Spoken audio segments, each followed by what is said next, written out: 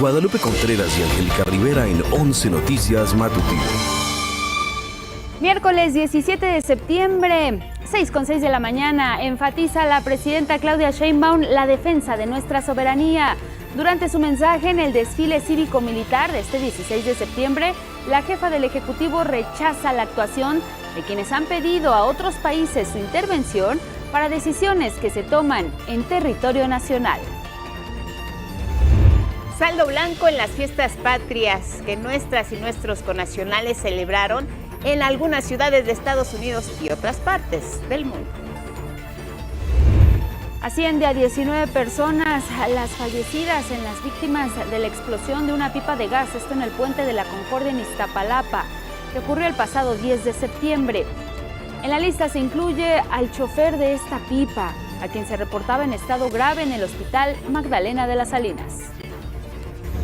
Informa la jefa de gobierno Clara Brugada que este martes se registró fuerte lluvia en la Ciudad de México con una caída de agua cercana a los 15.8 millones de metros cúbicos. Las principales afectaciones, ojo, en Tlalpan, en Xochimilco y en Tláhuac. Sí hubo una severa tormenta, ya personal de seguridad, Agua, bomberos y otras autoridades de inmediato desplegaron el operativo Tlaloc, que le estaremos informando. Ejecuta Estados Unidos un tercer ataque contra una embarcación en el Caribe con 3 personas a bordo, a las cuales acusó sin pruebas de ser narcotraficantes y de llevar un cargamento con droga. Solicitará a la Fiscalía de Estados Unidos pena de muerte para Tyler Robinson, presunto asesino del influencer Charlie Kirk. Se presentaron 7 cargos en su contra, entre ellos homicidio agravado y descarga ilegal de un arma de fuego. Regresará al campo de juego Tom Brady, saldrá de su retiro y regresará a un partido de flag football para compartir el campo con su ex compañero Rob Gronkowski, con quien levantó 4 de sus 7 anillos del Super Bowl. México se baña de oro en la 8ª parada del Tour Norseca de voleibol de playa celebrado en El Salvador. Fueron Miguel Saravia y Germán Osuna quienes conquistaron la gloria. Realizan la segunda entrega de Cada Minuto Cuenta, serie de ficción inspirada en hechos reales, esto a 40 años del sismo de 1985 que azotó la Ciudad de México. Muy buenos días, así les damos la bienvenida a 11 Noticias Matutino en este miércoles 17 de septiembre. Estamos de vuelta. Guadalupe Contreras, buenos días. ¿Cómo estás? Buenos días. ¿Cómo la pasaron en esta noche mexicana, en el grito de independencia? Qué día, qué momentos tan emocionantes, histórico, lo que vimos desde el balcón central de Palacio Nacional. Aquí se informaron muy bien de lo que ocurrió en las últimas horas y hoy seguimos con lo que fue ya los días posteriores y las horas posteriores. La lluvia aquí en la Ciudad de México, preocupante, sí le estaremos contando, como siempre, ya lo saben, aquí lo más relevante en nuestra pantalla. Les recordamos que nos pueden seguir y escuchar a través de Radio Instituto Politécnico Nacional. Estamos en el 95.7 de FM. Si ya nos siguen, desde aquí les saludamos. Claro, en redes sociales, en todas. No le busque más, ahí están en pantalla, también las tiene. Código QR, lo escanea y los lleva a más información. Vámonos directo con los detalles. Así es, y es que ayer, este martes, el desfile cívico-militar, esto con motivo del inicio de nuestra independencia, pues se dejó en claro un punto muy importante, la defensa por nuestra soberanía.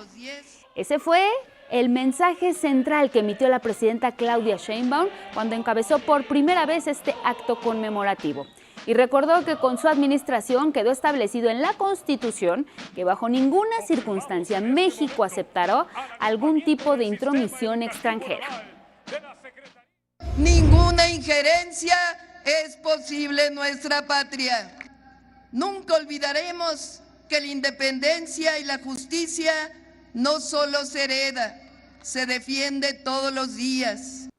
Frente a representantes del Poder Legislativo, Judicial y también ante la ciudadanía, la presidenta Claudia Sheinbaum rechazó la actuación de quienes han pedido a otros países intervenir de alguna manera en las decisiones que se toman dentro del territorio nacional.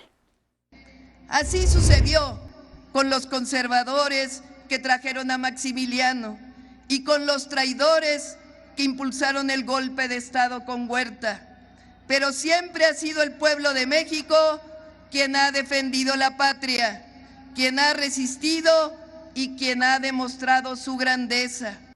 Tocó el turno al secretario de la Marina, el almirante Raimundo Pedro Morales. Dejó en claro que uno de los compromisos de las Fuerzas Armadas es combatir por completo la corrupción y la impunidad. Ejemplo de ello, resaltó, fueron las investigaciones y detenciones de elementos de las Fuerzas Armadas presuntamente relacionados con una red de huachicol fiscal que se detectó en Tamaulipas. Que pusimos ante la ley, ante la conciencia y el escrutinio de las y los mexicanos, actos reprobables que no nos definen como institución, sino que podían enquistarse y quedarse para dañar a nuestro pueblo. Fue muy duro aceptarlo, pero hubiera sido mucho más y absolutamente imperdonable callarlo. Así, el mal tuvo un fin determinante. Vamos ahora con la crónica de cómo se vivió este desfile cívico-militar. Las Fuerzas Armadas demostraron las labores que realizan día a día para salvaguardar la seguridad de nuestro país.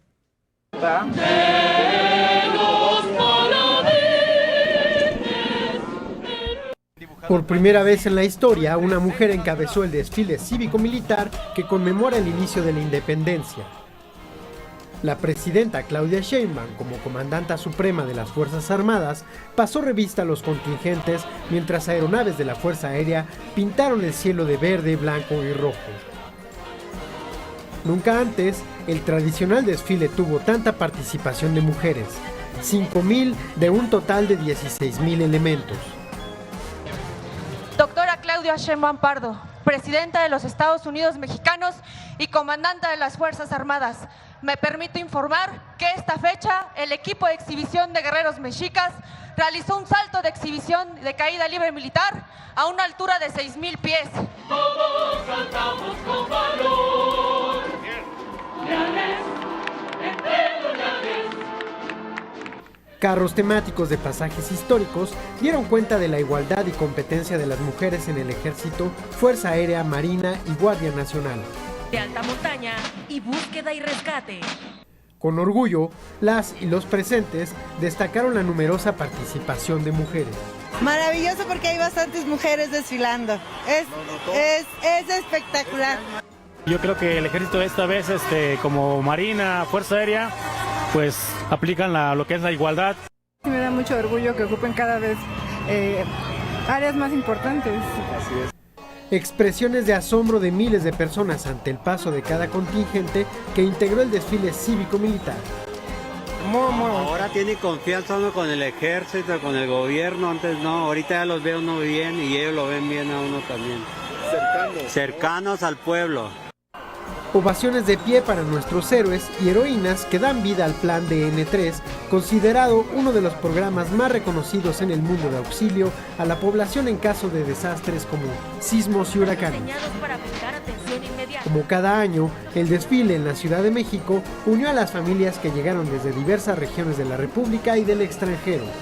Nosotros venimos desde Los Ángeles a mirar el desfile, venimos a ver el grito. Es la primera vez que vengo a ver y me quedo sorprendido, está hermoso. Ya me hemos venido antes, pero cuando ella era muy chiquititita, ya no se acuerda y ahorita pues tiene deseo de ver a los participantes. Calles abarrotadas, pero también restaurantes, edificios aledaños, monumentos y hasta los árboles se convirtieron en un lugar perfecto para apreciar la parada militar.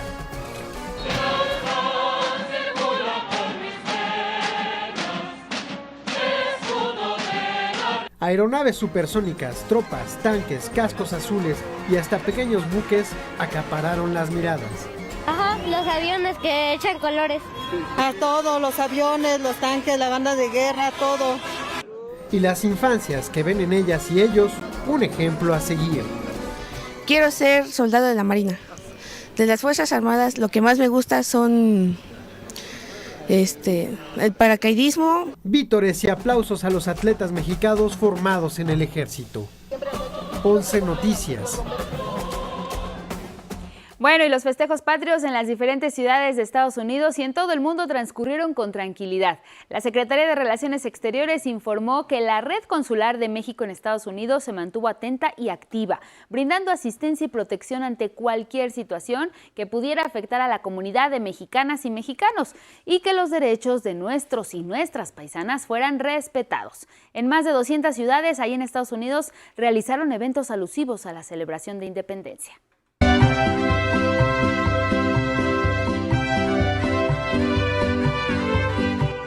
Y es que entre el 13 y el 16 de septiembre, personal diplomático aplicó una estrategia de protección preventiva en la que se compartieron recomendaciones para respetar las leyes de vialidad y de convivencia y así evitar posibles detenciones. En las embajadas de México en el mundo, las actividades festivas también transcurrieron de forma ordenada.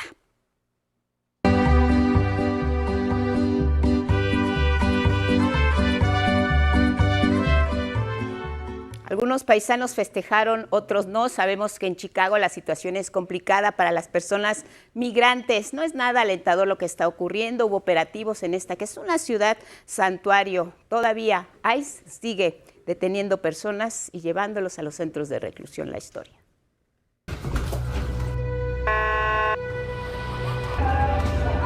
En Chicago se vive la fase más intensa del operativo Midway Blitz contra personas migrantes. En las últimas horas fueron detenidas 10, de acuerdo con el diario Chicago Sun-Times.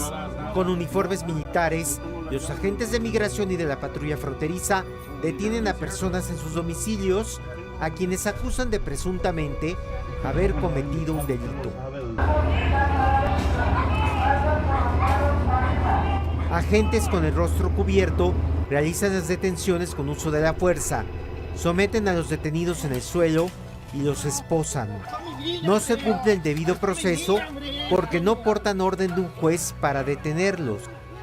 La secretaria de Seguridad Nacional, Kristi Noem, se trasladó a Chicago para supervisar los arrestos que se llevan a cabo en lugares santuario, es decir, donde la policía local no debe por ley colaborar en este operativo. El alcalde de la ciudad, Brandon Johnson, reiteró que Chicago es y seguirá siendo santuario. Entiendo el miedo de las personas que este presidente intenta promover. La ciudad de Chicago es una ciudad que da la bienvenida a todos. Nuestro departamento de policía actuará respetando los derechos. Vamos a proteger a la gente. En tanto, ICE reconoció que los agentes que participaron en el operativo del viernes, en el que murió el mexicano Silverio Villegas, no portaban cámaras porque este requisito, que era obligatorio, fue eliminado en enero por orden de la administración Trump. 11 Noticias, Federico Campbell Peña. Bueno, vámonos con otros temas y es que desafortunadamente ascendió a 19 el número de personas fallecidas por la explosión de una pipa de gas, esto en el Puente de la Concordia en Iztapalapa. La Secretaría de Salud de la Ciudad de México, en su corte de las 10 de la noche con 24 minutos de este martes, informó que 2 personas más fallecieron. Uno de ellos es Fernando Soto Munguía y Osvaldo Gutiérrez Espinosa. 32 personas continúan hospitalizadas y 33 ya fueron dadas de alta, de acuerdo con este último reporte. Y es que pues ahí se incluye a Fernando Soto, quien era el chofer de la pipa que explotó el pasado 10 de septiembre ahí en Iztapalapa y a quien se incluye como parte pues de las personas fallecidas de este martes. Esto en el Hospital de Traumatología Victoriano de la Fuente Narváez, en el Magdalena de las Salinas. Fernando tenía quemaduras en el 90% de su cuerpo, de acuerdo con este reporte. Permanecía bajo custodia policial.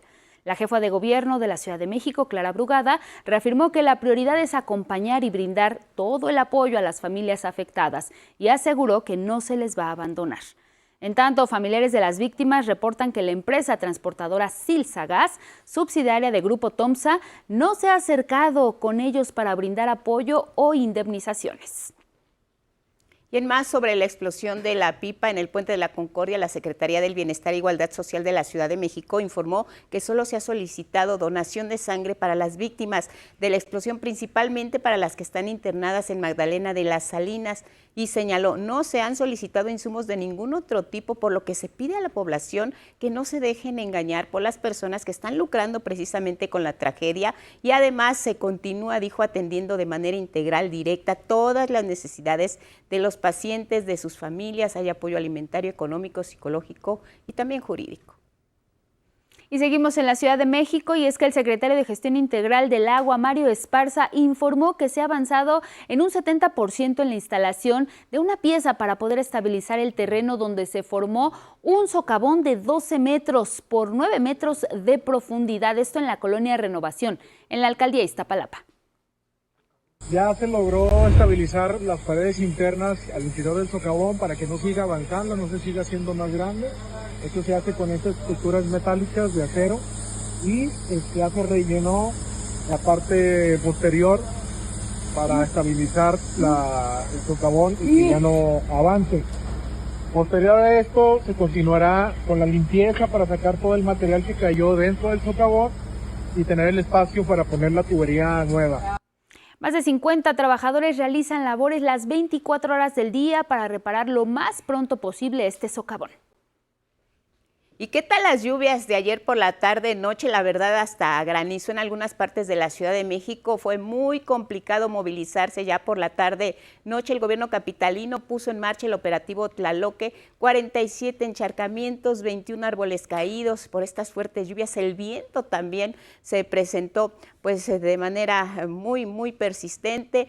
16 alcaldías, todas afectadas. Llovió en toda la Ciudad de México. La Secretaría de Gestión Integral de Riesgos y Protección Civil de la capital activó alerta roja en 8 alcaldías. Hablamos de Benito Juárez, Coyoacán, Iztacalco, Iztapalapa, Tláhuac, Tlalpan, Venustiano Carranza y Xochimilco. Las precipitaciones causaron lo que ya sabemos, anegamientos en vialidades principales. Ahí está el bajo puente de Pantitlán, a la altura de Viaducto también se inundó. La calzada Ignacio Zaragoza, dicen unos, ¿cuándo no? Y también a la altura de Circuito Interior, varios inmuebles, viviendas resultaron afectadas, aguas negras que salían de algunas coladeras, unidades habitacionales como Villacuapa, Mirasoles, Porvenir y algunas al oriente de la capital. Ahí tenemos algunas imágenes en pantalla. Pero además se reportó el desplome de una barda y 2 cortocircuitos.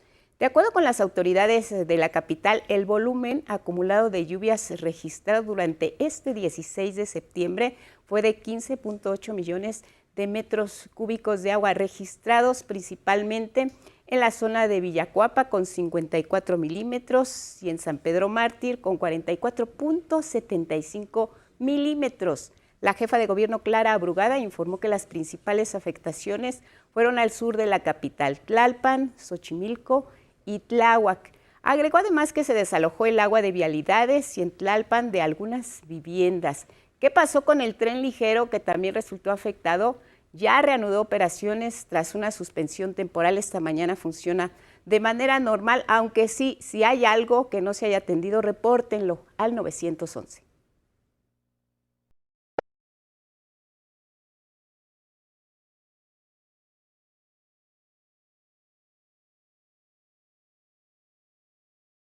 Eso en la Ciudad de México, pero vamos a revisar cuáles son las condiciones meteorológicas para este miércoles en el reporte del estado del tiempo. Adelante. Angélica, Guadalupe, amigas, amigos de Canal 11, muy buenos días, ¿cómo están?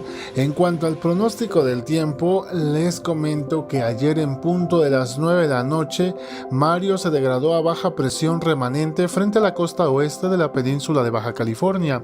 Sin embargo, sus desprendimientos nubosos en combinación con el monzón mexicano mantendrán las condiciones para lluvias fuertes en el noroeste de la República Mexicana durante este miércoles. De manera general, tendremos lluvias en prácticamente todo el país, a consecuencia de los canales de baja presión y el paso de la onda tropical número 33 por el sureste mexicano. Pero ojo, ayer le comentábamos que una zona de baja presión se va organizando gradualmente al sur de Michoacán y Colima, y de acuerdo con el Centro Nacional de Huracanes, este sistema ya tiene 70% de probabilidad para formar un nuevo ciclón tropical en las próximas 48 horas. El fenómeno tendría un movimiento parecido al fenómeno conocido como Mario. Lo que llama poderosamente la atención es que durante la primer quincena de septiembre no tuvimos actividad ciclónica del lado del Atlántico. Esta situación no ocurría desde septiembre de 1992. Ahora tenemos pues dos zonas de baja presión que estamos vigilando en esta parte del planeta. Para la Ciudad de México se mantienen las condiciones para lluvias lo que resta de la semana, así que no salga sin su paraguas e impermeable. El ambiente será fresco esta mañana y cálido por la tarde con 24 grados de temperatura máxima. Recuerde también no cruzar calles inundadas o con corrientes de agua. Volvemos en un momento para nuestro pronóstico regional.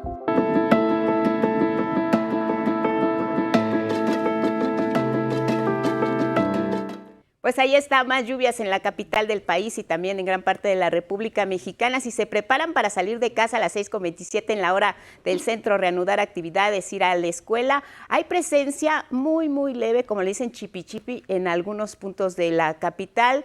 La marcha de los trenes del metro, ya lo saben, en condiciones como esta es lenta, sobre todo en las líneas 2, 3, 4, 5, 8, 9 y 12, y también se incluye la línea A del metro. Esto reduce la velocidad y la presencia de los trenes en los andenes. Hay que garantizar sobre todo un trayecto seguro, salgan con anticipación. Les recuerdo, la estación Zócalo Tenochtitlán de la línea 2 del metro sigue cerrada hasta nuevo aviso. Además, por percance vehicular en Avenida Río San Joaquín, antes de la calle Ferrocarril de Cuernavaca en la alcaldía Miguel Hidalgo, también hay presencia de tráfico lento, complicado. Se reporta un avance también lento en Calzada Ignacio Zaragoza, de Metro Guelatao hacia Avenida Río Churubusco. Hoy, 17 de septiembre, los vehículos que tienen que descansar, por si no lo tienen en cuenta: engomado rojo, terminación de placas 3 y 4, hologramas 1 o 2, la restricción de 5 y hasta las 10 de la noche. Nos vamos a la pausa y volvemos.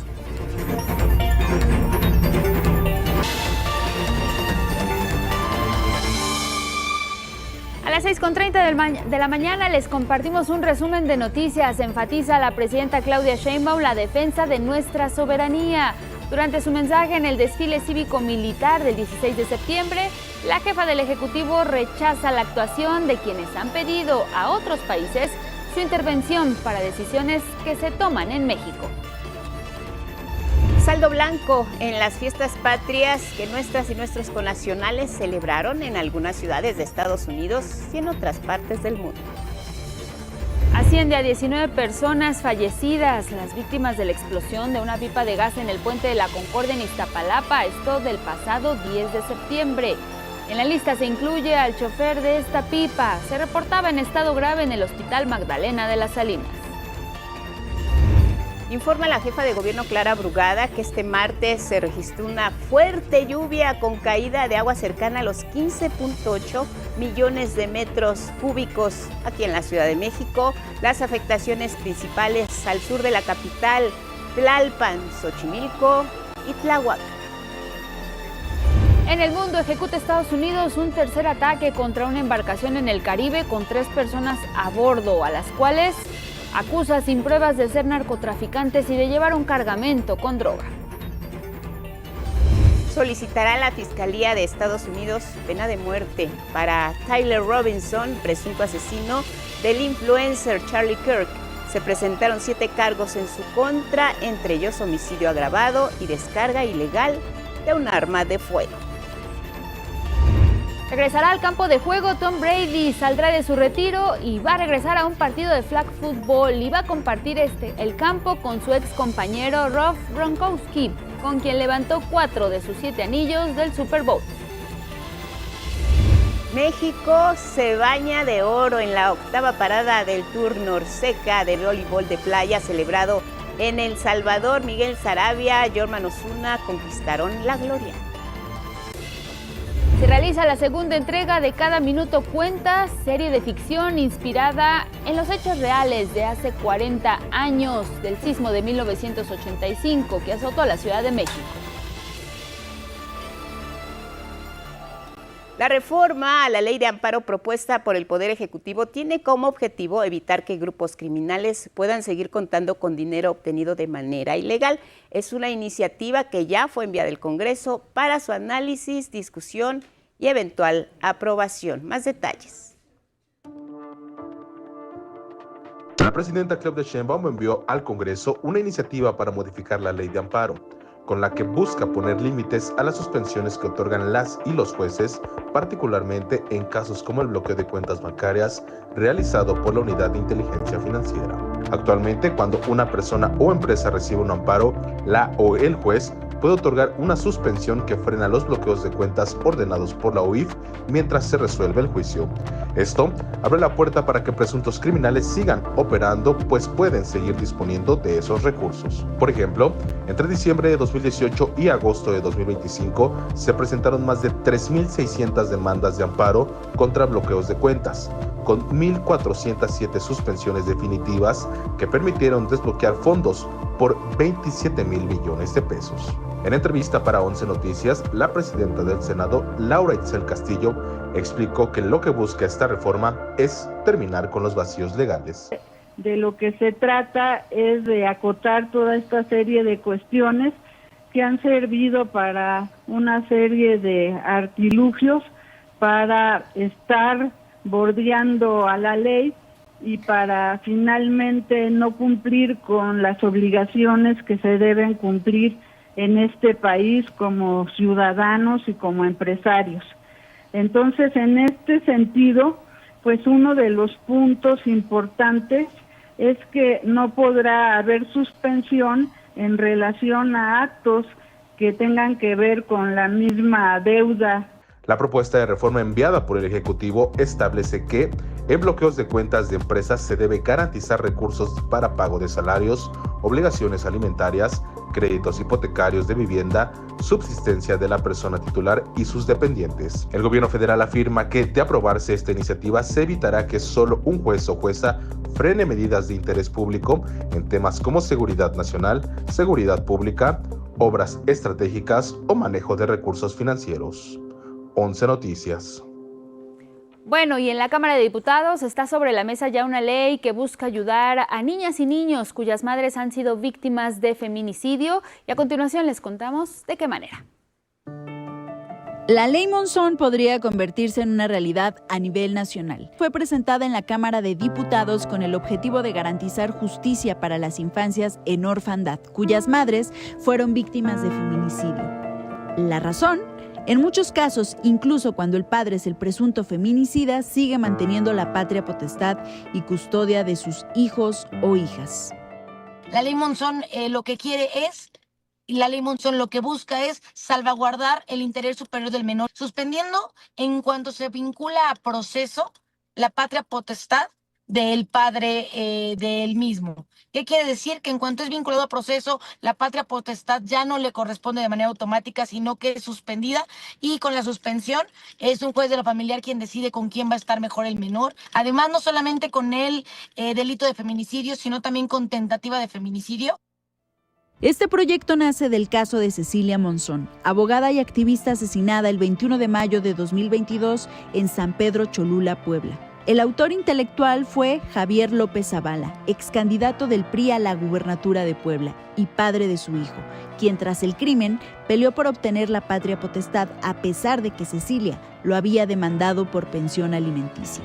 El caso de Cecilia sentó un precedente. En el año 2023, el Congreso de Puebla aprobó la ley Monzón en memoria del activista.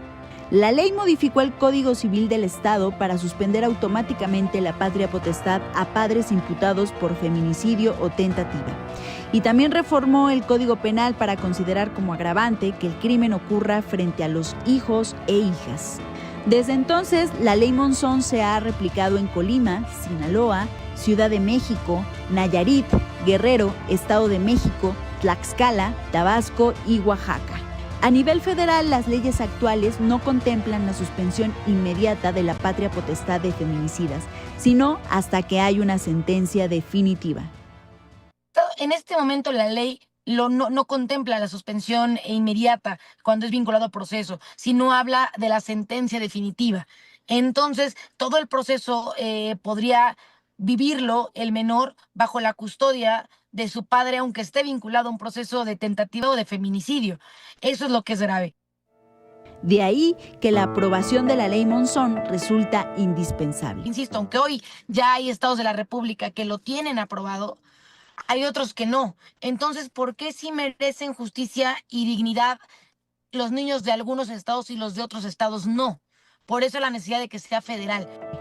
11 Noticias, María Fernanda Ruiz. Más de seguridad porque un juez de control dictó la segunda vinculación a proceso contra el exgobernador priista de Nayarit, Roberto S., como presunto responsable del delito de lavado de dinero por más de 156 millones de pesos. La Fiscalía General de la República dio a conocer este martes que el pasado 11 de septiembre, tras una audiencia de casi 48 horas, obtuvo del juez de control la nueva vinculación a proceso contra el exmandatario estatal. Y esto debido a un amparo que en su momento había obtenido a su favor el exgobernador priista y en el que se ordenaba al juez precisamente reponer la audiencia inicial y motivar y fundar el sometimiento a proceso penal del probable responsable. De acuerdo con la Fiscalía General de la República, tras escuchar los argumentos de la representación ministerial federal, el impartidor de justicia determinó que existían indicios razonables para atribuirle al exgobernador nayarita la probable comisión del delito. De esta forma, seguirá con la medida cautelar de prisión preventiva justificada por el tiempo que dure el proceso penal. Las autoridades lo capturaron en Linares, esto es en Nuevo León, y desde entonces está detenido en el Ceferezo número 4. Del Rincón de Nayarit, y esto fue en junio de 2021. Vamos a cambiar de tema porque el primer ministro de Canadá, McCartney, confirmó que viajará a México este jueves 18 y viernes 19 de septiembre. Esto para reunirse con la presidenta Claudia Sheinbaum. La Embajada de Canadá en nuestro país informó que en este encuentro los dos mandatarios hablarán sobre la relación bilateral, centrándose en la seguridad, la infraestructura, la inversión, la energía y el comercio. También afirmó que este encuentro busca reforzar la prosperidad de América del Norte. El primer ministro canadiense destacó que los dos países mantienen una sólida relación con base en más de 3 décadas de libre comercio. Y precisamente la visita del primer ministro Mark Carney a México ocurre en el contexto de los trabajos anticipados y previos a la revisión del Tratado de Libre Comercio México, Estados Unidos y Canadá, el TEMEC. El secretario de Economía, Marcelo Ebrard, informó que desde este miércoles y hasta el mes de enero habrá consultas para este propósito. Hemos estado trabajando coordinadamente con nuestra contraparte en Estados Unidos, USTR, representante de comercio de los Estados Unidos, y lo mismo con las autoridades de Canadá para preparar la evaluación que tenemos que hacer. Estamos pensando en algo muy fácil, muy sencillo, muy abierto. Vamos a recibir todo tipo de comentarios por vía digital, ahí ustedes lo van a ver el día de mañana. Y la intención es la evaluación, la ponderación de qué avanzó este tratado y qué revisión le podemos hacer, qué le podemos adicionar para que sea mejor en el futuro. Vámonos a la agenda politécnica y es que mi compañera Judith Hernández nos cuenta que para mejorar el diagnóstico de leucemia infantil, investigadores del Instituto Politécnico Nacional trabajan en una prueba rápida para detectar oportunamente esta enfermedad. Hola, ¿qué tal? Hoy en Agenda Politécnica hablaremos de una prueba rápida de detección de leucemia infantil desarrollada por investigadores del Instituto Politécnico Nacional en Zacatecas para mejorar el diagnóstico de esta enfermedad. Veamos cómo funciona. En México, la leucemia representa el 50% de los casos de cáncer infantil y se estima que anualmente se diagnostican entre 5,000 y 6,000 nuevos casos de cáncer en menores de 18 años. El diagnóstico se realiza mediante una muestra de médula ósea, un método que resulta invasivo y doloroso para las infancias. Imagínese usted a unos pequeños de 3 años, 5 años, que pues se les tiene que aplicar una anestesia, se les tiene que tomar una muestra y posteriormente analizarla, pues resulta invasivo, resulta doloroso, resulta desgastante. Por ello, un grupo de investigadores de las unidades del IPN en Zacatecas detectaron la necesidad de generar una prueba rápida para el diagnóstico de leucemia infantil. Esta funciona como las pruebas de embarazo, lo que permitiría su uso en comunidades alejadas. 2 rayitas es positivo, 1 rayita es negativo, ninguna rayita es indeterminado. Entonces, pues nosotros estamos proponiendo este método diagnóstico porque es algo que se pudiera hacer en casi cualquier parte del mundo, porque no requiere de personal altamente capacitado ni requiere de una infraestructura tan amplia. Lo que hace esta prueba es detectar las alteraciones en la proteína JAK2, lo que indica la presencia de leucemia en los pacientes. Esa proteína JAK2 sufre modificaciones en los pacientes con leucemia. Nosotros podemos observar la línea de color rosita cuando los pacientes tienen la proteína JAK2 modificada y se acumula, y como se acumula tanto, pues se vuelve rosa que nosotros podemos verla. Actualmente el proyecto se encuentra en una fase preclínica para realizar los ensayos in vitro y contar con muestras de pacientes. Se establecerán convenios con el IMSS en Zacatecas. Posteriormente, se planea patentar la prueba y transferir la tecnología, ya sea a empresas o del sector salud para su producción y venta. Pues de primera instancia nosotros estamos proponiendo que pudiera ser un costo accesible de menos de 100 pesos o lo equivalente a $5 aproximadamente. Es todo en Agenda Politécnica. Hasta la próxima.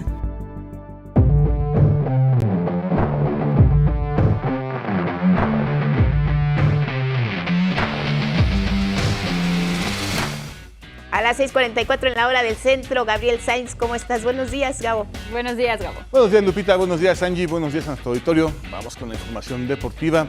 Después de varios meses de espera, regresó la mejor competencia de fútbol de clubes del planeta, la Champions League. La jornada inició con la victoria del Union Saint-Gilloise 3-1 sobre el PSV y el Arsenal venció 2-0 al Athletic Club del mexicano Alex Padilla. En un encuentro muy reñido, la Juventus empató a 4 frente al Borussia Dortmund y este día el actual campeón, el PSG, se enfrentará ante el Atalanta. El Bayern Múnich se enfrenta al Chelsea y Liverpool recibirá al Atlético de Madrid. Uno de los mejores jugadores de la historia del fútbol americano, Tom Brady, saldrá de su retiro. Regresará al campo de juego, pero no en un emparrillado tradicional, sino en uno de flag football. Fue durante un partido de la semana 2 de la NFL que el ahora comentarista de Fox confirmó que participará el 21 de marzo del 2026 en el torneo internacional Fantastic Flag Football Classic que se llevará a cabo en el Kingdom Arena de Riyadh en Arabia Saudita. Brady compartirá campo con su ex compañero Rob Gronkowski, con quien levantó 4 de sus 7 anillos de Supertazón, y otros jugadores más que seguirán uniéndose a esta campaña. Y vámonos a más deportes porque México se pintó de oro en la octava parada del Tour Norseca de voleibol de playa que se celebró en El Salvador. Los voleibolistas Miguel Sarabia y Jorban Osuna vencieron 2-0 a los canadienses Martin Leach y Luke Greff. Mientras que en la final Six Norseca que se celebra en Guadalajara, la selección mexicana femenil de voleibol de sala debutó de la mejor manera tras vencer 3-2 a Puerto Rico. Y en el Mundial de Ruanda UCI en el que se llevará a cabo el 21 al 28 de septiembre, Isaac del Toro ya está confirmado para competir por México. A pesar de que se tienen 6 cuotas, al momento solo se han asegurado 2 ciclistas para la prueba de contrarreloj y 3 para la prueba de ruta. En contrarreloj estarán Del Toro y Eder Freire para recorrer los 40 kilómetros, mientras que para la ruta, además de Freire e Isaac, se les unirá David Rubalcaba. En 2023, la boxeadora profesional Ramila Ali fue seleccionada como una de las 12 mujeres del año. Es la primera somalí en participar en unos Juegos Olímpicos y recientemente visitó un campamento de personas refugiadas como embajadora de la UNICEF.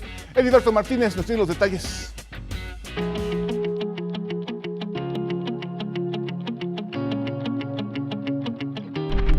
Ramla Ali, boxeadora profesional y primera somalí en participar en unos Juegos Olímpicos, visitó el campamento de refugiados de Dadaab, Kenia, un escenario familiar para ella, pues también huyó de la guerra civil con su familia.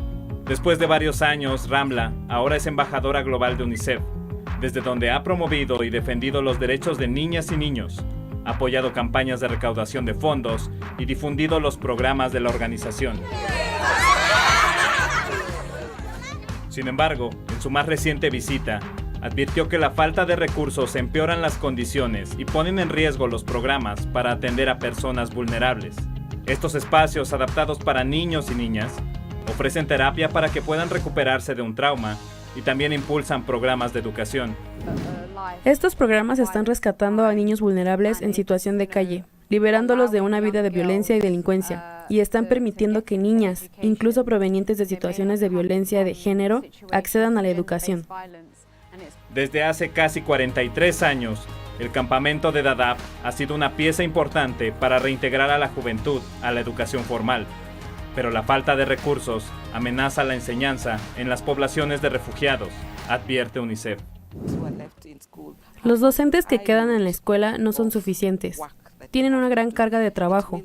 Esto implica una alta proporción de alumnos por docente. Tenemos un docente que atiende a casi 100 niños. Es difícil garantizar la calidad de la educación para un número tan elevado de alumnos. 11 Noticias, Ediberto Martínez. Hasta aquí la información deportiva. Lupita, Angie, muy buen día. Oye, Gabo, perdón. Sí, adelante. Los mexicanos y las mexicanas mostrando la madera, voleibol de playa que se llevan oro y también en voleibol de sala, pues las mujeres están dando todo, ¿no? Ganaron, sí. Fíjate que me da mucho gusto esto porque antes hablábamos de un México que nada más hablaba de fútbol y de box. Ahora estamos hablando de otras disciplinas como el voleibol de playa, el voleibol de sala, el tiro con arco, el atletismo, el ciclismo. O sea, creo que la diversidad de deportes en México está creciendo y eso a mí me llena de orgullo. Oye, ¿te acuerdas de esa famosa foto de Tom Brady en el puente entrando al estadio? Que todos decían, ya se va su retiro, adiós Tom Brady. Y al final no fue así. Así es, ¿te acuerdas que lo comentamos aquí? Sí. Y precisamente dijimos, ¿quién sabe qué va a pasar? Bueno, pues ahora Tom Brady resulta que vuelve a jugar otro tipo de emparrillado, flag football, pero pues nos puede dar la sorpresa, Lupita, de que le falta la medalla de oro en los Olímpicos. ¿Quién quita y sale el quarterback del equipo americano para Los Ángeles? Bueno, por lo pronto comentarista de lo suyo, que es el americano. Así como tú, Gabo. Así, ahí vamos, ahí vamos. Gracias, Gabo. Hasta Gracias. mañana. Seguimos con más. Vamos más.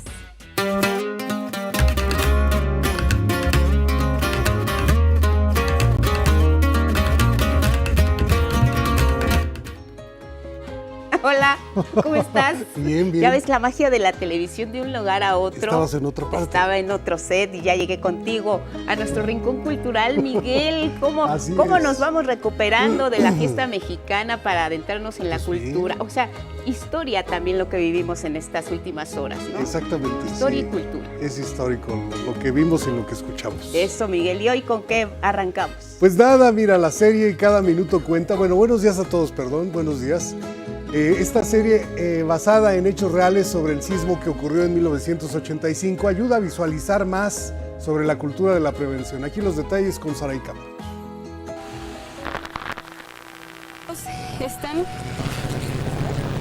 Después del sismo del 19 de septiembre de 1985, los habitantes de la Ciudad de México se encontraban con la adrenalina del tiempo encima para remover escombros. Sin embargo, poco o nada sucedía. El control estaba en manos de unos cuantos. Con esa furia, la sociedad se organizó y hubo héroes y heroínas por todas partes. Esta historia de fuerza y de resiliencia es también nuestra historia y es importante contarla. Entonces, creo que, como bien dices, es de pronto gente que no estamos como dimensionando su valor en el cotidiano hasta que estás en una situación en la que requieres de su ayuda, te das cuenta de que siempre han estado allí. Parte de esas historias se cuentan en la segunda entrega de la serie Cada Minuto Cuenta, dirigida por Jorge Michel Grau, Moisés Urquidi y Fernando Urdapilleta. Ficción inspirada en hechos reales a 40 años del sismo que azotó la Ciudad de México, dejando miles de fallecidos y un escenario devastador que, para nuestra mala fortuna, se repitió en 2017. Será el cierre de una historia que nos pegó a todos y que sigue todo el tiempo estando presente de alguna u otra manera y que conviene revisitar y repensar y rehabitar. En total, son 10 episodios filmados con producción virtual que permitió recrear edificios que colapsaron en 1985. Cada minuto cuenta, ya en Prime Video. 11 Noticias, Saray Campech. Este fin de semana la tradición cultural, artesanal y gastronómica de Yucatán llegará al Complejo Cultural Los Pinos con oferta en la que destaca, por supuesto, ingredientes y materiales endémicos de la región. De entrada, la comida que siempre es tan característica de Yucatán, vamos a poder probar lechón, pollo al pibil, pok chuk, relleno negro, cochinita pibil, frutas de aguas tradicionales de la región, y bueno, eso ya será un gran agasajo. Por otro lado, contaremos con la presencia de artesanas y artesanos que nos traerán productos derivados de la miel, artesanías hechas con palma, con coco, mermeladas, textiles, guayaberas. Yucatán en Los Pinos también contará con actividades artísticas de la mano del Ballet Folclórico del Estado, la Orquesta Jaranera y las Maya Internacional. La idea es establecer un contacto directo entre el público de la Ciudad de México y la cultura local de la entidad. Es significativo la presencia de Yucatán en Los Pinos. Vámonos al libro del día. Es Yo soy Sor Juana, Mujer Volcán, de Pedro J. Fernández, editado por Océano. Este libro en voz de su autor. Pues es la nueva entrega de mi serie de novelas biográficas. En este caso toca el turno de Sor Juana Inés de la Cruz. En primera persona nos cuenta su infancia, su llegada a la Ciudad de México, su relación con las virreinas, su entrada al convento primero de las Carmelitas y luego de San Jerónimo y finalmente pues su vida conventual. Quise hablar no solamente de su obra en sí, sino de su proceso creativo, de sus dudas como escritora, su habilidad para la cocina, su curiosidad, que además la plasma en la respuesta a Sor Filotea. A veces vemos a Sor Juana únicamente como poeta y a veces a través solamente de algunos versos, y yo quería hablar justamente del proceso para llegar a eso, de mostrarla como el ser humano de su tiempo. Bueno, y luego con el 11 avanzamos a la página 200 del libro A la sombra de un árbol muerto de Mónica Rojas, editado por Hachette. El X de hoy es de Marcela Bea y dice: quedo en santa paz y en santa paz me ganaré el pan. Hay quien nace para águila, yo nací para colibrí. Gracias por esta aportación. Seguimos leyendo y se cumplen 234 años de la partida del poeta español Tomás de Iriarte. En su honor, el poema del día, Fresca arboleda del jardín sombrío, que en alguna parte dice: fresca arboleda del jardín sombrío, clara fuente, sonoras avecillas, verde prado que esmaltas las orillas del celebrado y anchuroso río. Quien lo solicite lo comparto completo por X, @Miguel D, solo la de L.A. Cruz. Hasta aquí, Cultura. Miguel, el poema siempre lo retomo, pero en esta ocasión me robo la frase de Leo con 11. Hay quien nace para águila, yo nací para colibrí. No, bueno, me prendí de esa frase. Tienes razón, la belleza de una ave tan frágil y opuesta al águila es de aplaudirse. Sí, además, si tú los ves, yo tengo la fortuna de que en mi casa llegan todavía los colibríes, sí, en parejita, se detienen, se paran en una ramita, mira, así, de delgadita, pero son, yo creo que no sé cuánto pese un colibrí, pero nada. Ligeros, y qué vuelo tan hermoso. Pero bueno, estamos en un mes de septiembre, es las fiestas patrias, pero también lo que viene del 19 de septiembre y lo que nos presentabas al inicio nos da vueltas en la cabeza con esta memoria que a veces no queremos tocar, pero que hay que hablar de ello. Sí, hay gente que le tocó pasar por trances muy trágicos y desde luego todo eso se repele, pero hay quien puede tener una visión un poco más tranquila. Claro. Y sirva de enseñanza en muchas cosas, porque hay mucho que aprender sobre eso. Sí, nos estamos preparando y como mexicanas, mexicanos, sabemos lo frágil que es nuestro territorio frente a este tipo de situaciones. Y bueno, viene el 19, viene el macrosimulacro, hemos tenido que aprender y se ha escrito mucho y se han hecho series acerca del tema. Fíjate que el otro día revisaba y se han hecho mucho documental. Eso. Pero ficciones son contadas. 719, que dirigió uno de nuestros directores de la serie, trata una historia muy trágica en medio del temblor del 85, pero tal vez le hacía falta una serie y qué bueno que ahora sube. Claro, porque quienes no lo vivieron lo pueden ver, pueden entender de qué estamos hablando. Exacto. Quienes sí tuvimos pues esa sensación del 19 de septiembre a las 7:19. Fíjate que vamos a hablar del tema después de la pausa con unos jóvenes que están trabajando sobre eso, en un libro. Hay que hablar de eso, tienes razón. Claro que sí, Miguel, gracias. Nos vemos mañana. Te vemos mañana, claro, con el gusto de siempre. Vamos a la pausa y regresamos en 11 Noticias.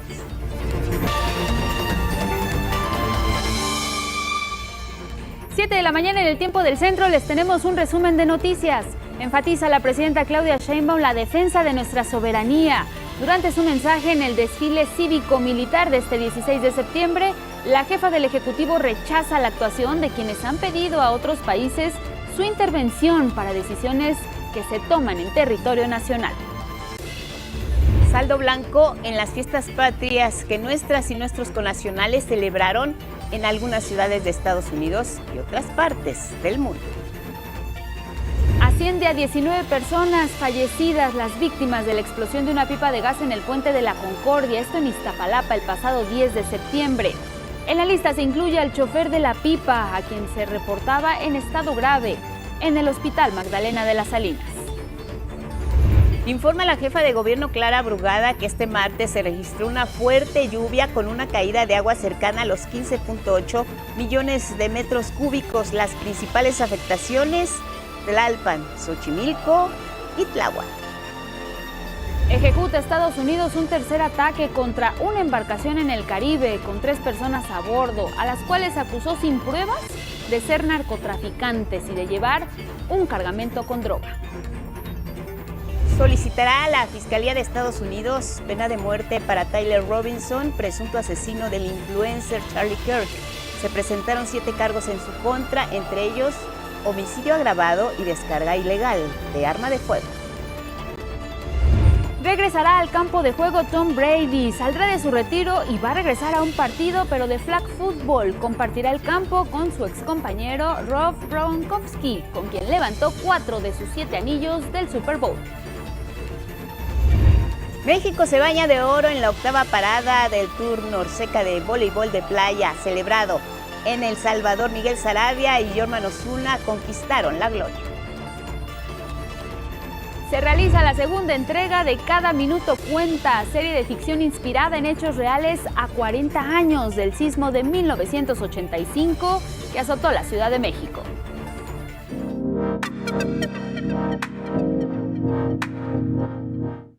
Y esta mañana damos la bienvenida aquí en el estudio de 11 Noticias a Daniel Gallardo, a David Valdés y a Axel Garfias. Muy buenos días, bienvenidos y gracias por estar acá. Buenos días, muchas ¿Cómo gracias. están? Buenos días, bienvenidos. Ellos son coautores del libro Lo que el terremoto se llevó, un trágico despertar. Por eso nos da mucho gusto que estén hoy aquí. Estamos a punto de cumplir 40 años de esta tragedia del sismo de 1985 que azotó precisamente pues la capital del país. 21 años, 31 años y 17 años. Ninguno de ustedes había nacido. A mí me gustaría empezar para saber cómo nació esta intención de hacer una recopilación y de hablar de algo que ustedes no vivieron. Por favor. Claro que sí. Mira, de mi parte yo le puedo decir que esto del sismo del 85 nació por mi gusto por la historia, de saber qué fue lo que realmente sucedió en aquellos días. Y más que nada porque hoy en día ya se ha generalizado tanto el tema del sismo del 85 que no sabemos realmente los datos, las cifras y ahora sí que todos los detalles exactos. Tiene que haber, hay versiones distintas, un medio dice una cosa, otro medio dice otra, entonces no hay como que un punto medio, ¿no? Entonces es lo que a mí me llama la atención, como un evento tan trágico que cambió a la Ciudad de México no tenga algo tan certero en sus datos. Podemos tomarlo de ejemplo, los atentados del 11 de septiembre, que tienen el número de las víctimas, los minutos exactos de cada uno de los ataques, y aquí en México también podría ser eso. Por eso, de mi parte, es la investigación que hemos aquí colaborado con Daniel y con Axel, porque precisamente nosotros tratamos de desenterrar metafóricamente las historias que ya han ido quedando en el olvido de la gente, precisamente para que no quede en el olvido y que simplemente sea un tema muy generalizado. Claro, Jesús Daniel Gallardo es sordo y él también ha participado en lo que es la elaboración de este ejemplar, lo que el terremoto se llevó, un trágico despertar. En tu caso, cuéntanos cómo fue tu interés y cuál es tu participación en este texto. ¿Quién nos ayuda? Sí, me comenta Daniel que su maestra de primaria habló del tema del sismo del 85. Le estoy hablando de hace casi 20 años. Entonces, Daniel estuvo preguntando, pues, la curiosidad, ¿no? Precisamente de un evento tan catastrófico, y preguntó con sus familiares. Uno de ellos, su abuelita, que le contó que ella estuvo el día 18 ahí en la calle de Azueta, casi donde estaba el Hotel Regis, y le contó más detalles del sismo y todo eso. Y Daniel Gallardo primero empezó con la investigación del Hotel Regis. Ahí, más que nada, porque pues era un hotel que era como considerado el Titanic de los hoteles, y haberse destruido de tal manera que el letrero parecía intacto, como si fuera su propia lápida. Y es una de las fotografías más emblemáticas del sismo, donde únicamente lo que se ve son escombros y el nombre del hotel. Exactamente. Entonces Daniel ha estado juntando archivo, material, testimonios, incluso habló con cada uno de los dueños del hotel o los descendientes de los dueños del hotel para ir armando este libro. La primera edición salió en el 2015 y la segunda recientemente este mes de agosto, que se cumplieron, ahora sí que el 18 de agosto de 1918 fue el año que abrió las puertas el Hotel Regis. Axel, eres el más joven de los tres coautores. En tu caso, ¿de qué te encargaste tú particularmente en este libro? Porque además vemos que hicieron una recopilación muy amplia de todas las imágenes a las cuales pudieron acceder a través de revistas, de periódicos del momento. ¿Qué es tu participación en este libro y también un poco de tu motivación? Que los jóvenes estén hablando de lo que ocurrió hace 40 años. Bueno, mi motivación inicial empieza el 19 de septiembre de 17. Yo tenía 9 años, estaba en tercero o cuarto de primaria, estaba regresando de la escuela y es una imagen que guardo porque es muy curiosa. No curiosa en el sentido de chistoso, sino que es... recuerdo que en la televisión había un programa de cocina que no recuerdo cuál era su nombre, pero estaban haciendo una mermelada de higos y en ese momento empieza a temblar, se apagan las luces de los estudios y la gente sale corriendo y recuerdo que se fue la señal. Como un niño de 9 años que no vivía en la capital, no sabía qué eran los sismos, además de la definición que te dan en los libros de geografía. Fue mi primer acercamiento a los desastres naturales, sobre todo a los terremotos, y de ahí surgió mi interés por los terremotos. Unos añitos después, 2021 más o menos, los conocí a ellos dos, a Daniel y a David. Poco a poco fui conectando más con ellos, me fueron proporcionando datos de su investigación y yo fui pues adquiriendo todos esos conocimientos y hace no mucho, apenas en 2024, comencé a cursar como tal carrera técnica en arquitectura. Y pues empecé a realizar planos arquitectónicos, modelos 3D, cálculos estructurales, etc. Entonces, se me invitó a colaborar en el proyecto. Hay un fenómeno muy curioso. Hay muchísimos edificios de los que no hay fotos en pie y que solo hay fotos de los derrumbes. Un caso muy particular que a mí me gusta mucho es el del edificio Datamex, que era una escuela de computación de los 80s, que muy primitivas, te enseñaban a ser perforista, otras carreras. No había absolutamente nada de información, solo existía una fotografía de la escuela derrumbada con un anuncio de una estación de radio en el techo.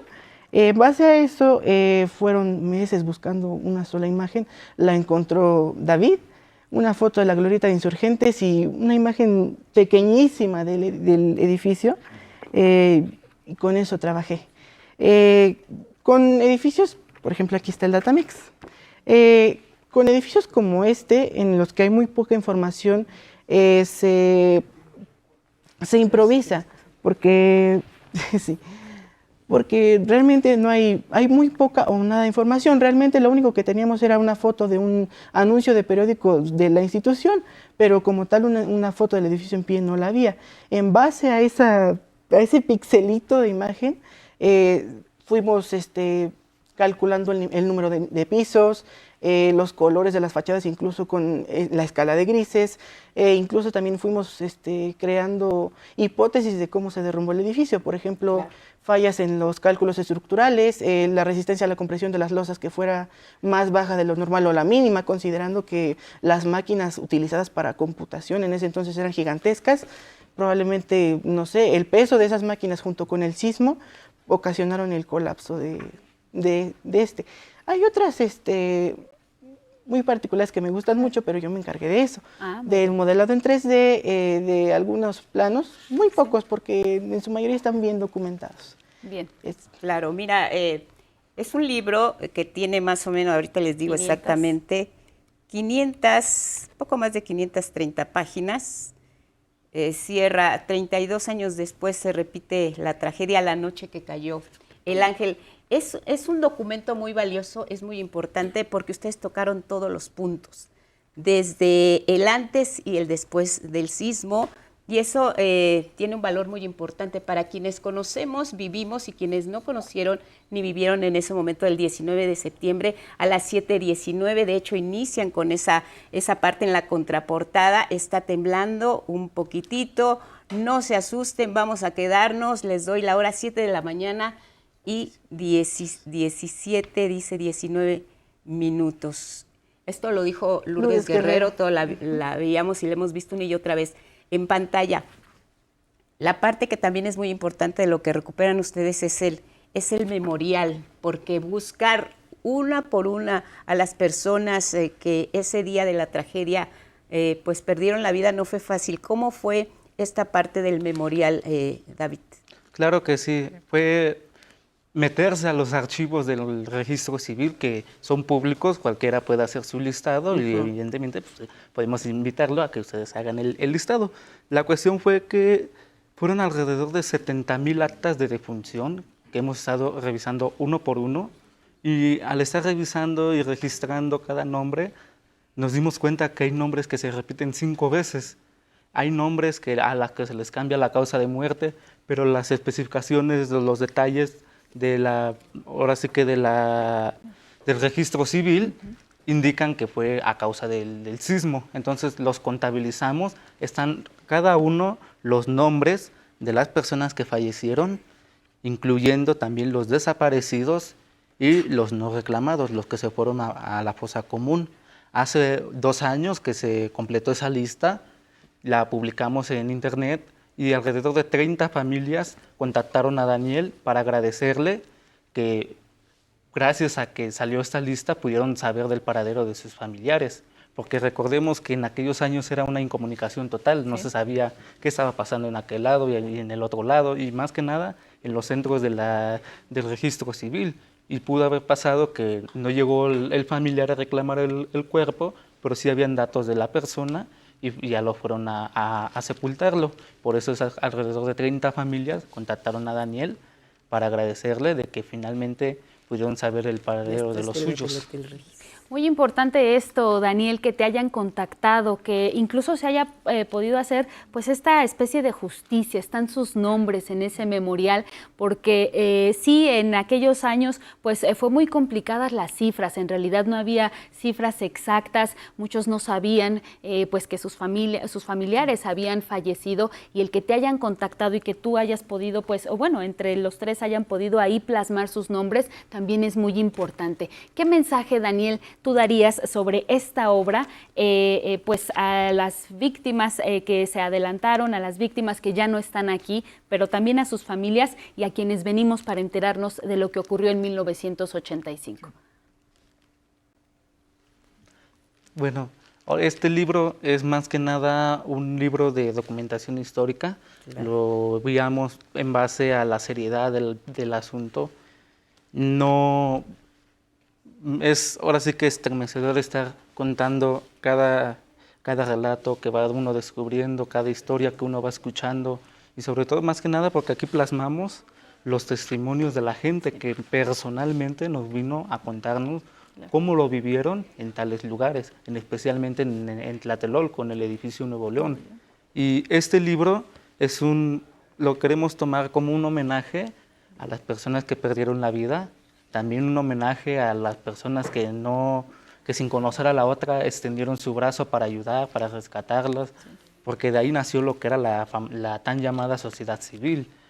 Y entonces también aquí en este libro, en el listado de los nombres, hacemos una invitación a los familiares, a los afectados, que si su nombre del familiar no aparece, que con mucho gusto nos pueden contactar para que ellos tienen la documentación y con muchísimo gusto ponemos el nombre en el libro, porque se trata de eso, de estar recordando cada nombre, porque cada nombre, ahora sí que no me gusta hablar de cifras, exactamente, Sí.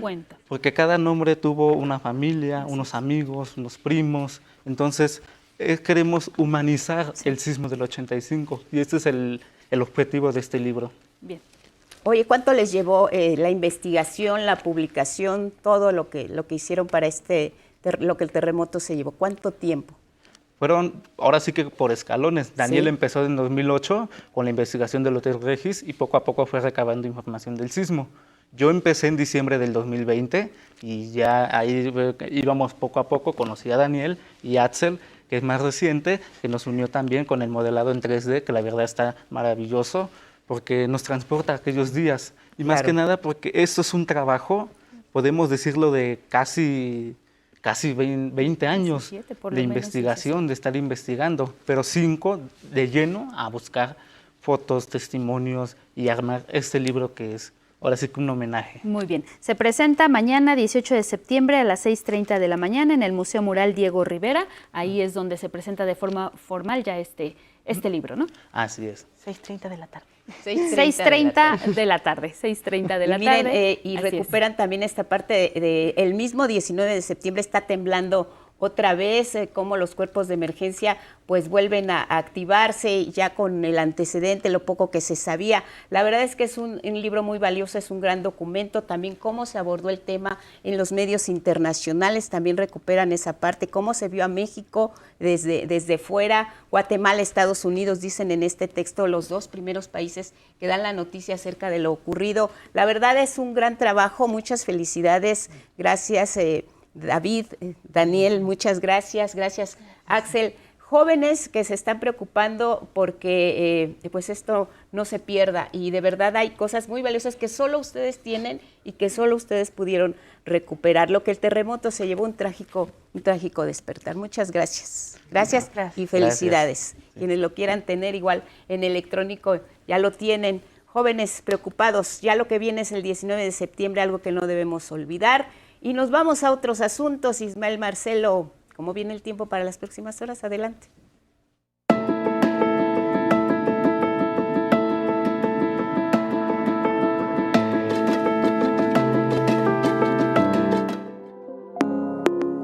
Estamos de regreso, amigas, amigos de Canal 11, y como les anticipaba hace unos momentos, un nuevo ciclón tropical está a punto de formarse frente a las costas del Pacífico Central mexicano, y aunado a los canales de baja presión y al paso de la onda tropical número 33 por el sureste mexicano, mantendrán las precipitaciones en buena parte de la República Mexicana. Pero desglosemos esta información en nuestro pronóstico regional. Los remanentes de Mario y el monzón ocasionarán lluvias muy fuertes con descargas eléctricas en Baja California Sur, Sonora y Sinaloa.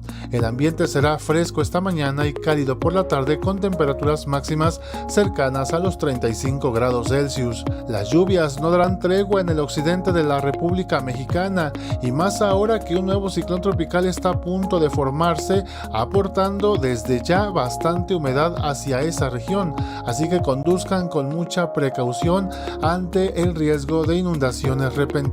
El paso de la onda tropical 33 también mantendrá las condiciones para lluvias fuertes a intensas en Guerrero, Oaxaca, Tabasco, Chiapas y en la porción centro y sur de Veracruz. El viento soplará del norte en las costas de Tamaulipas y Veracruz y en el istmo de Tehuantepec con velocidades de 40 a 60 km por hora. También lloverá muy fuerte en Campeche, Yucatán y Quintana Roo. Las temperaturas refrescarán ligeramente por la caída de aire frío procedente del Golfo de México. La cantidad de lluvia pronosticada para esa región podría generar también encharcamientos e inundaciones. Para el centro del país dominará cielo nublado con lluvias y chubascos acompañados de actividad eléctrica, especialmente en Morelos y suroeste del Estado de México. En la capital del país, las precipitaciones se concentrarán especialmente en las demarcaciones del sur. También lloverá muy fuerte en Durango y sur de Chihuahua. Para el resto de la región se pronostica cielo medio nublado, ambiente fresco esta mañana y escasa posibilidad de lluvias durante la tarde. Aún así, no salga sin su suéter. Hasta aquí el pronóstico del tiempo, cuídense mucho y que tengan un excelente miércoles.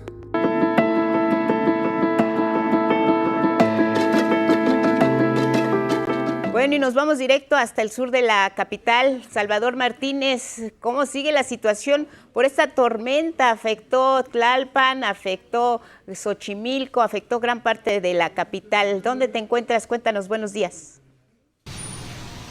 ¿Qué tal? Muy buenos días. Nos encontramos aquí a las afueras de la estación del tren ligero Xochimilco, donde ayer una de las zonas más afectadas por la intensa lluvia que se dejó caer anoche. Pero aquí la vida comienza a normalizarse, pese a que se observa un asfalto, una cinta asfáltica todavía muy húmeda, ya que la lluvia, según los vecinos, todavía se mantuvo hasta eso de las 5 de la mañana. La señora Marisela, comerciante, nos platica cómo estuvo esta noche de lluvia. Doña Marisela, muy buenos días. Platíquenos cómo sintió la lluvia de ayer. Pues sí, estuvo muy fuerte, la verdad, hacía mucho viento también. Se inunda en muchos lados, no nada más aquí en la zona Tlalpan, sino también en las colonias aledañas. ¿Hasta qué horas estuvo lloviendo? Híjoles, pues es que empezó a llover como a las 6 y luego se calmó, a las 11 dejó de llover y luego otra vez empezó a llover y hace rato como a las 5 empezó a llover otra vez un poquito. Se habla de que ayer todavía hubo bastantes encharcamientos. ¿A usted le tocó alguno? No me tocó ninguno, pero sí se inunda mucho. Sí hay pues la gente tiene que caminar a veces porque no hay transporte, por lo mismo de que está inundado por muchos lados. Muchísimas gracias, Marisela. Sí. Sí, miren, aquí cabe mencionar que después de que entró el operativo Tlaloc, todavía se mantuvo un rato suspendido el servicio en algunas líneas del tren ligero. Sin embargo, desde anoche se reanudó y esta mañana reanudó su servicio en las 18 operaciones. La gente reporta que no han tenido hasta el momento ningún retraso, ningún problema en el servicio. Esperemos que las cosas continúen así. Hasta aquí el reporte por el momento.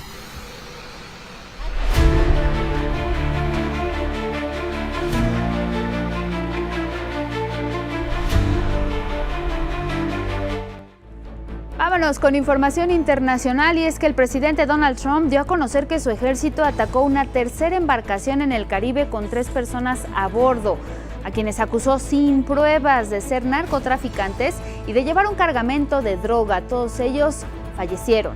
Estos ataques estadounidenses han sido condenados por la comunidad internacional.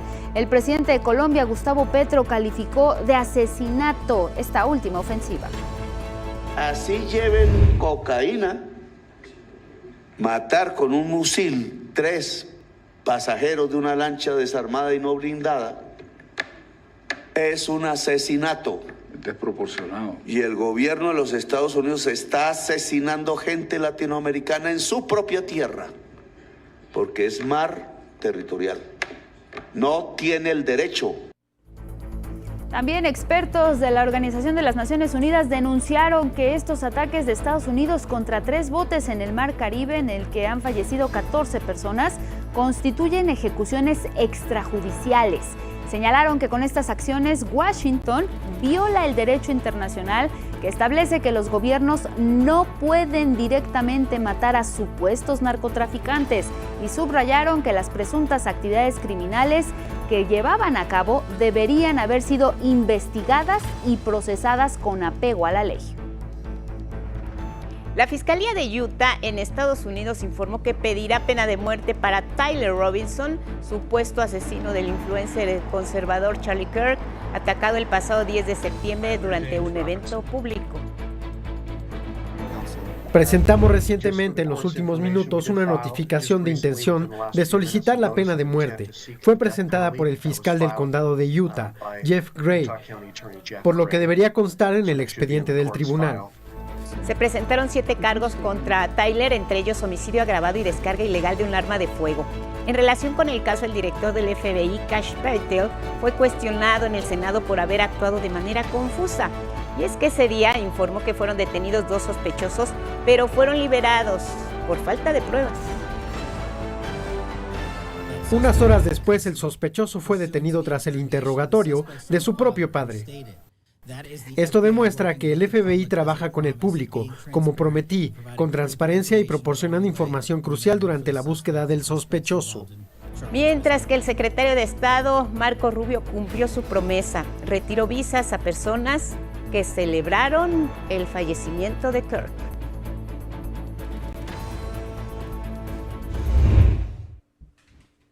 Sea asesinado en la plaza pública. En tanto, el senador republicano por Texas, Ted Cruz, cubrió con pintura un mensaje escrito en una calle en Houston donde se emitía precisamente palabras contra Kirk. Gobiernos del mundo velan por la seguridad de sus ciudadanos y ciudadanas que forman parte de la Flotilla de la Libertad que se dirige a la Franja de Gaza con ayuda humanitaria. Ya 16 cancillerías, entre ellas la de México, hicieron un llamado para evitar violencia contra las diferentes embarcaciones. Pidieron respetar el derecho internacional y el derecho internacional humanitario. La petición se realiza luego de ataques con drones contra estas embarcaciones que presuntamente ha realizado Israel. Por lo pronto, los barcos que estuvieron unos días en Túnez avanzan por el Mediterráneo, a donde se les unirán embarcaciones italianas y más adelante botes griegos. Luxemburgo se suma al reconocimiento internacional a Palestina como Estado. Esto de forma formal ocurrirá durante la próxima asamblea de la Organización de las Naciones Unidas y con eso se suma a países como Francia, Canadá y Australia que también reconocen a Palestina como Estado. Una comisión de investigación independiente nombrada por la Organización de Naciones Unidas acusó por primera vez a Israel de cometer genocidio en la Franja de Gaza y responsabiliza al primer ministro Benjamín Netanyahu, así como a otros altos funcionarios, de tener como objetivo destruir a la población palestina del territorio como grupo. Y es que la Corte Penal Internacional reconoce a los palestinos como grupo protegido en el sentido de la Convención sobre el Genocidio de 1948. El genocidio está ocurriendo en Gaza. Todavía no hemos entrado en Palestina, pero lo haremos, porque esta es una comisión permanente.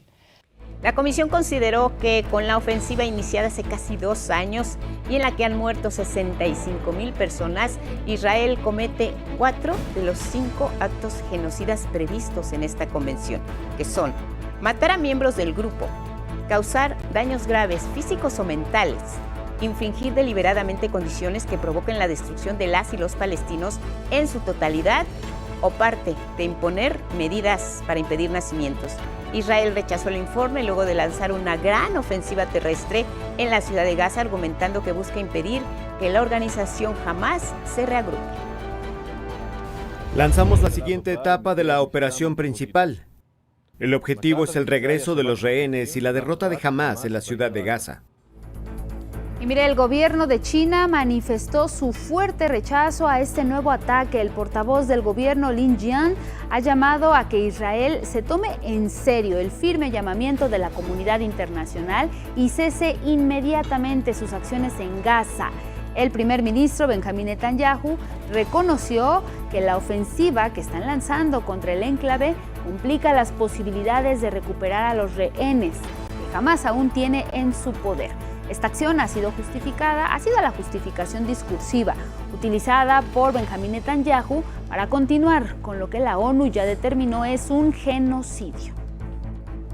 La sombra del caso de Jeffrey Epstein sigue al presidente de los Estados Unidos, Donald Trump, en su visita ahora a Reino Unido. Y es que el mandatario va a ser recibido este miércoles por el rey Carlos III en el castillo de Windsor. Esta visita ya causó algunas movilizaciones, manifestantes que van a proyectar en una de las torres de dicho castillo fotografías y videos de Trump con Epstein, así como de Epstein con el príncipe Andrés de Inglaterra, quien fue acusado de abuso sexual. Al respecto, la policía local reportó que 4 personas fueron arrestadas por ser sospechosas de comunicaciones maliciosas. Los responsables de la acción son Let Be My Monkeys, dirigido por monos, que exige cuentas a los políticos con este tipo de actividades.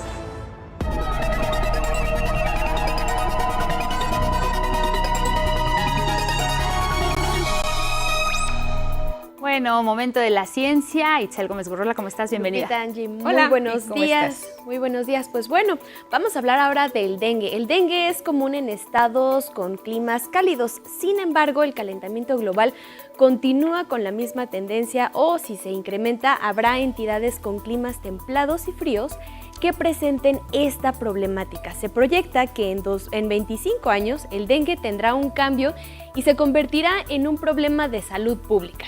Para Chihuahua, Coahuila, Nuevo León, Durango, Zacatecas, San Luis Potosí, Aguascalientes, Guanajuato, Querétaro, Hidalgo, Tlaxcala, Morelos, Puebla, Estado de México y aquí en la capital del país.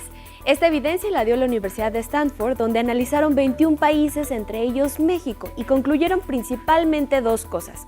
Los casos aumentan a medida que incrementan las temperaturas. Se advierte que serán entre 49 y 76% dependiendo del escenario de emisiones. Y las áreas más frías serán las que experimenten los mayores aumentos de casos de dengue. Estos hallazgos ayudarán a orientar la planificación de la salud pública y nuevamente a disminuir gradualmente el uso de los combustibles fósiles para frenar el cambio climático. Bueno, científicos y científicas del Instituto Politécnico Nacional, en colaboración con especialistas del Centro Dermatológico Dr. Ladislao de la Pascua de la Secretaría de Salud, alertaron que la acumulación de grasa abdominal en las mujeres podría ser un factor de riesgo para detonar vitiligo, una enfermedad autoinmune que se caracteriza por la despigmentación de la piel. En un inicio, el proyecto buscaba establecer si las células madre mesenquimales ubicadas en la médula ósea podrían ser una alternativa para la repigmentación. Sin embargo, el estudio se reorientó tras observar la relación entre el vitiligo y la obesidad central en algunos pacientes. La mayoría presentaba baja autoestima, estrés y ansiedad por la despigmentación de la piel, lo que las y los científicos los pacientes llevaba a comer en exceso. Los investigadores aplican al grupo de estudio tratamientos y técnicas para que aprendan a regular sus emociones, de modo en el que la enfermedad se mantenga estable. Los resultados próximamente serán publicados en una revista científica de prestigio internacional. Bueno, si no se han vacunado contra el sarampión, esta es la oportunidad. En la Ciudad de México habrá una mega jornada de inmunización gratuita de hoy al 19 de septiembre en el estacionamiento 3 del Estadio Olímpico Universitario. Los interesados podrían acudir de las 9 a las 15 horas. La vacuna es para personas de los 6 meses hasta los 49 años de edad.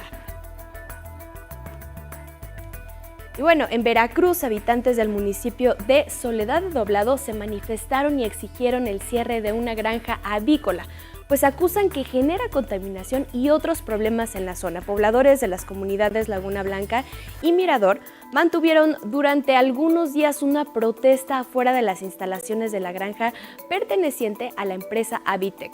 Refirieron que la empresa está instalada desde hace 6 años y genera ruidos, olores nauseabundos e incluso enfermedades entre la población, por lo que exigen que intervenga la alcaldesa Malitzin Sánchez Solís. Por ahora, la Secretaría de Salud procedió con el cierre temporal de una de las plantas y se espera que en los próximos días la Procuraduría del Medio Ambiente confirme la contaminación y emita los documentos correspondientes para clausurar esta segunda empresa. Bueno, hasta aquí la información de Ciencia en 11 Lab.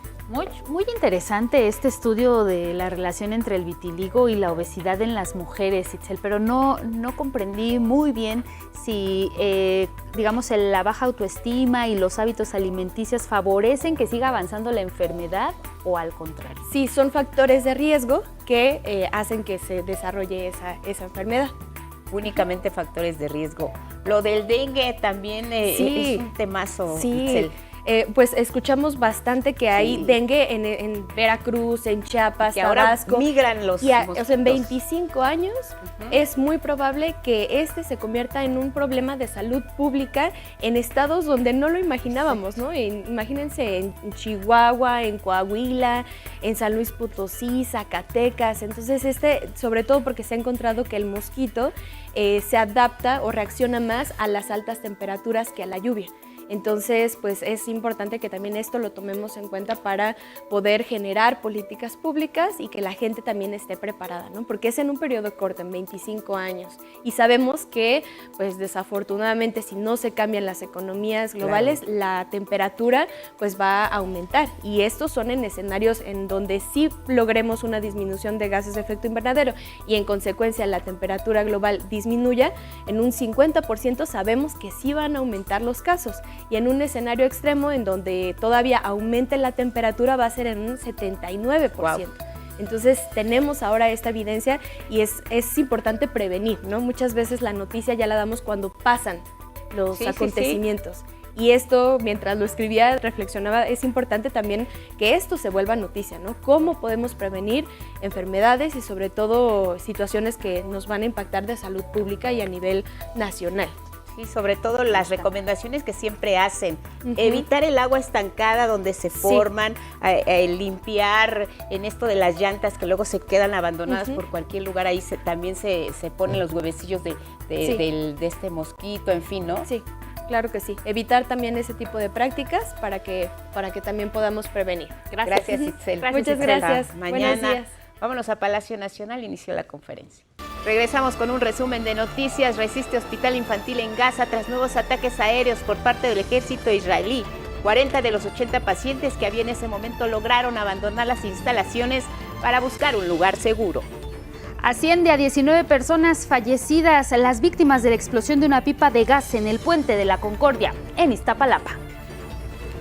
Ingresó al quirófano la mañana de este martes en Shriners Hospitals for Children en Galveston, Texas, la niña Jaslyn Azulet, bebé que fue protegida por su abuelita durante la explosión de la pipa en el puente de la Concordia.